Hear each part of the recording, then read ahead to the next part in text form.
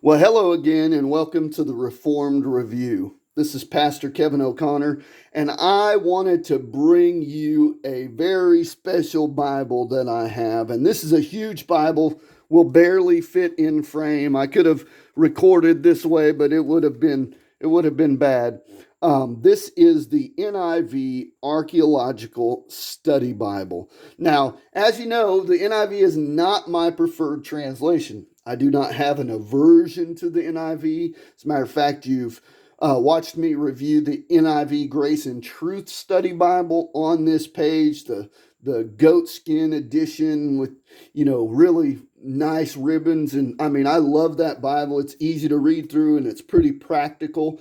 This Bible I got given to me. I got it for free, I believe, at a state convention in Kansas when I was part of the Kansas-Nebraska Southern Baptists. When I moved to Alabama, now I'm part of the Alabama Southern Baptists. But either way, I got it free. It was on a giveaway table. But this Bible is chock full of cultural and historic discoveries and background content for reading through the Bible. It's very, very, very good at that. And that's why I like it. Now, this is a product of Gordon Conwell Theological Seminary. So I'll highlight that when we look through this. But this is a huge Bible. You can see right there the spine. This is a thick Bible, at least 2 inches. I will say at least 2 inches. Okay, when you open it, paste down liner, obviously, because it's a hardback. There's where my mom wrote in it after I gave it to her. Now, my mom gave this back to me because she had a stroke about 15 years ago, but she's getting to where she can't pick this big old Bible up, and she can't read the text very well without glasses. So she allowed me to get it back, and I was very happy about that. But here's the title page: NIV Archeological Study Bible, an illustrated walk through biblical history and culture. It's put out by Zondervan. Want to go ahead and let you see the title page. Copyright right there. This is a 1984 NIV text. You can see here on the contents page. Go ahead and pull that up for you. You got the alphabetical books of the Bible, abbreviation, introduction about this Bible, preface to the NIV, acknowledgments and photographic permissions, archaeological periods chart, the history of the Holy Land, chronological history of Palestine from Judah, Babylon, exile through the Roman rule. Then you have the Old Testament and the New Testament. And then you have study helps, weights and measures, glossary, subject index to articles, list of articles in alphabetical order, list of articles by scripture reference, concordance, index to colored maps, and colophon. Okay, colophon. I don't know if I say that right. When you turn the page, you get right into books of the Bible. First of all, the way that this Bible is antiqued, okay, and that's what they call it. They've got the tan lines at the top and bottom to kind of give it that antique look, okay? You have the books of the Bible.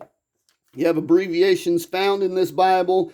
Even the mentions of other apocryphal books will be highlighted, or, this will be the abbreviations that you see for those. You can pause that and look at that. Then you have your introduction to this Bible, and you'll see it says right at the top, Gordon Conwell Theological Seminary is pleased to join with Zondervan in offering this unique study Bible. Now, this is part of a collaborative effort between Gordon Conwell Theological Seminary and Zondervan. This is a joint effort. Then you have about the Bible. Then you have the preface to the NIV. Then you have the permissions, which we read all this already. And here's photographic permissions and all the acknowledgments. You have a chart here for archaeological periods. Now, this is very interesting and helpful. So if you want to pause it and look at that, that will be helpful as you read through this Bible. Pre-Israelite culture, the history of the Holy Land. You have the pre-Israelite culture, Israelite culture. You have the Persian period. Let me scoot this over. The Persian period, the Greek and Hammonian period. You have the Roman and Byzantine periods. You have the British Mandate, Israel and Palestine. Then you have Palestine, a chronological history of Palestine. This is all before you get to the Old Testament. When you get to the Old Testament, again, this is, a photograph of stair steps, probably an archaeological discovery that's being used here. And then you get into Genesis. And this is your book introduction. You have author, place and date and writing, audience, cultural facts and highlights. You have a timeline. As you read, did you know? Themes in this book, and then an outline. And it's a short outline, but that's the outline. And then you get into the text. Now, the text is single column.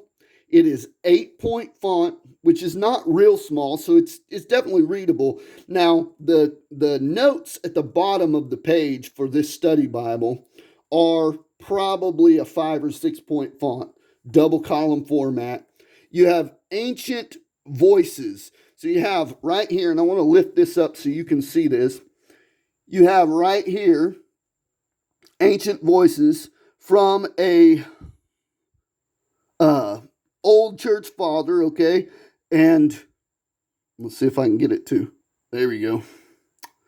This is going to happen throughout this Bible. You're going to have ancient voices from different periods. You're going to have articles throughout this. This one is the ancient creation narratives. It's talking about narratives from Mesopotamia, other cultures, other creation myths and stories. And then you turn the page, you get in chapter 2, and you have another article, the location of Eden. This is going to be some more discussion on different views of where Eden is. You're also going to have ancient texts and artifacts, the serpent motif, and other ancient Near East literature. So you're going to have a lot of cultural discussion. And throughout this, you're going to actually talk about different discoveries that have been made. You'll get full page articles like this, the historicity of the patriarchal narratives. Okay, this is going to be a great read. Now, there is, and I'm going to try to find another one of these ancient voices if we can, and maybe it's only going to happen every once in a while, but you're going to find, like right here, here's the article that everybody's going to enjoy, but it's the names of God, okay? If you look at the previous page, though, you also have Yahweh, or the Tetragrammaton, the name of God in the Old Testament. And they're going to have a good theological discussion about the names of God, okay? Then, here's an archaeological discovery, right? Here's an archaeological space where they talk about things that they have found, okay? I want to go ahead and flip through this a little more because we could stop literally at every page. You can't. Here's another ancient voice right here. This is Mesopotamian omens. Yeah. There's different ancient voices that are going to come through here all throughout this. You cannot turn a single page without some sort of article. You can't turn a single page without some sort. Now, I say that, and then we get into Job, and there's hardly any, okay? So it may be sporadic in maybe the poetic books, okay? I haven't looked through every book. It does seem to be more sporadic in the poetic books. Now, there are some, and like here's a cultural note, culture and historical notes. Zophon, Olympus, Sinai, and Zion, the mountain of God. So that's going to be a good discussion. Let's see if it kind of changes when we get out of the poetic books and if it goes back to nearly every page having something on it, because I think that would be a interesting highlight per se. So we're in Isaiah now. I want to just see if we can get. There's a page. It's just a little less a little more sporadic, but in this section of scripture. Now it's got me wondering what we have in between the testaments, if there is anything in between the testaments. Let's go and look. Find Malachi. So we have Malachi, and there's the end of Malachi, and there's nothing in between the testaments. You go right into Matthew, you go right into the same introduction page, and then you get into Matthew. Now, the New Testament, I'm going to assume we're going to have more articles and things in this section. Could be wrong, could be less. But you can see baptism in the ancient world. That's going to be a great article to read. That's something that is discussed widely today. This is a red letter text. I don't know if you can see it with the way the light is in here, but it is a red letter NIV text. I do like that. I like red letter text. I honestly love my Humble Lamb Bible, but my drawback is the blue and the black don't contrast enough for me in the way they give a blue letter text. So if I was going to give the Humble Lamb any sort of knock, it's just that my eyesight, the blue and black don't contrast enough. Or it could be personal preference. I don't know. Now, I want to go ahead and get to the book of Revelation and see what's after the book of Revelation, okay? So you have study helps back here. It gives you a list, okay? You have a table of weights and measures. You have a glossary. You have a subject index to articles, list of articles in alphabetical order, list of articles by scripture reference, concordance, index to color maps, and a colophon. Okay? I want to see if there are maps, and there are maps in the back of this Bible. So, you have 1, 2, sticky, 3, 4, 5, 6, 7, 8. Come on. We're having a hard time with this. 9, 10, 11, 12, 13, 14 maps. And this comes with the CD. And I do mean a CD. I don't know that it's a DVD. I believe it is a CD-ROM. Let's see what it says. Ooh, yep. This is a CD, okay? Now, you might not have seen one of them in a while, but you can put this in a disk drive, and it has more study helps on it. And I know you're thinking, this is a 2-inch thick Bible. Why do they need more information? Because there's more information to be learned than they can fit in this volume. Now, I will note that if you're looking, you can see a stark difference between the study material, page edges, and the page edges of the actual Bible portion itself. And I think that is on purpose so that you know where the study material starts and where the Bible portion ends. So the Bible portion is all tan. Now, the study portion is only tan at the bottom and at the top. and the middle is white, and you can see the contrast really good when the Bible's closed. So that's kind of a helpful way to get you back there quick.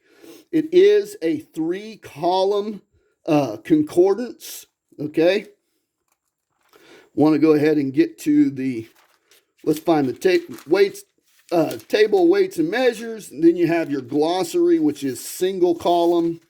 Then you have your articles, your index for the articles. That's the subject index. And then you have the list of articles in alphabetical order. And then you get into the concordance, which is a pretty substantial concordance, considering that it is 3 columns. And I want to see if we can do some mental math here, okay? It starts on page 2136 and ends on page 2302.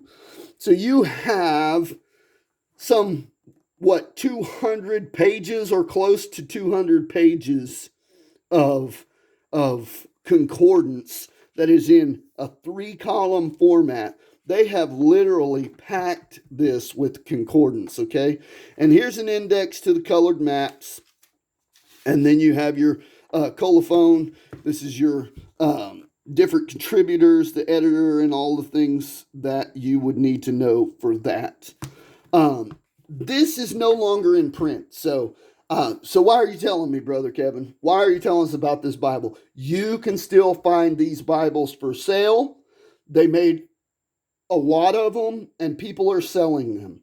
You can still get one on eBay. You can still get one on Amazon, I believe, for around $100 is what they're going for now. Now, I don't believe they were anywhere near that price when they were first published, but that's what they're going for now, and you can still find one. If you can get your hands on one of these, you will not be disappointed. Now, it's the NIV, may not be your favorite translation. If it is, you're going to be ecstatic, okay? Gordon Conwell Theological Seminary leans a little more egalitarian, so you need to know that before you buy it. That may be your cup of tea, it may not be.